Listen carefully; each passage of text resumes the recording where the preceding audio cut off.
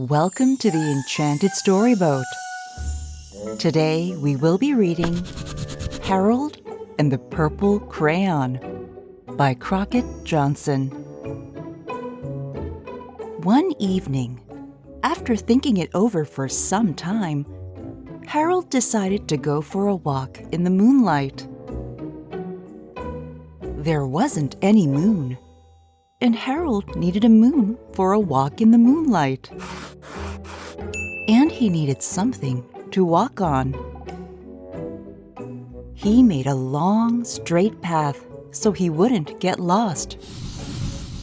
And he set off on his walk, taking his big purple crayon with him. But he didn't seem to be getting anywhere on the long, straight path. So he left the path for a shortcut across a field, and the moon went with him. The shortcut led right to where Harold thought a forest ought to be.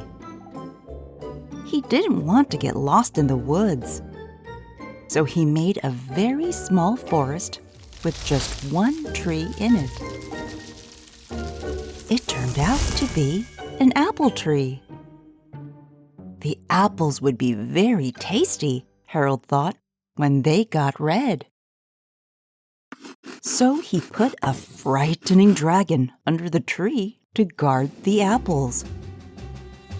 It was a terribly frightening dragon.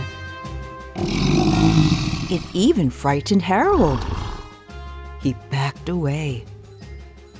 His hand holding the purple crayon shook. Suddenly, he realized what was happening. But by then, Harold was over his head in an ocean. He came up thinking fast. And in no time, he was climbing aboard a trim little boat. He quickly set sail, and the moon sailed along with him. After he had sailed long enough, Harold made land without much trouble. He stepped ashore on the beach, wondering where he was. The sandy beach reminded Harold of picnics, and the thought of picnics made him hungry.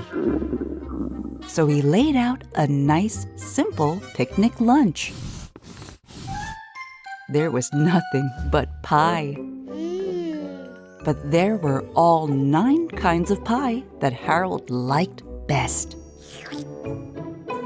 When Harold finished his picnic, there was quite a lot left. He hated to see so much delicious pie go to waste. So Harold left a very hungry moose and a deserving porcupine to finish it up. And off he went, looking for a hill to climb to see where he was. Harold knew that the higher up he went, the farther he could see. So he decided to make the hill into a mountain. If he went high enough, he thought, he could see the window of his bedroom. He was tired, and he felt he ought to be getting to bed. He hoped he could see his bedroom window from the top of the mountain. But as he looked down over the other side, he slipped. And there wasn't any other side of the mountain. He was falling in thin air. But luckily, he kept his wits and his purple crayon. He made a balloon and he grabbed onto it. And he made a basket under the balloon big enough to stand in. He had a fine view from the balloon, but he couldn't see his window. He couldn't even see a house. So he made a house with windows. And he landed the balloon on the grass in the front yard. None of the windows was his window. He tried to think where his window ought to be. He made some more windows. He made a big building full of windows. He made lots of buildings full of windows. He made a whole city full of windows. But none of the windows was his window.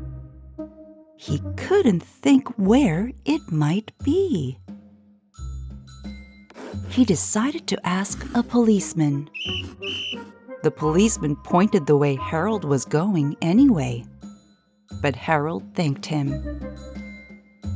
And he walked along with the moon, wishing he was in his room and in bed. Then, suddenly, Harold remembered. He remembered where his bedroom window was when there was a moon. It was always right around the moon. And then Harold made his bed. He got in it and he drew up the covers. The purple crayon dropped on the floor, and Harold dropped off to sleep. The end. Thanks for reading with me today. Until next time, be well and bon voyage!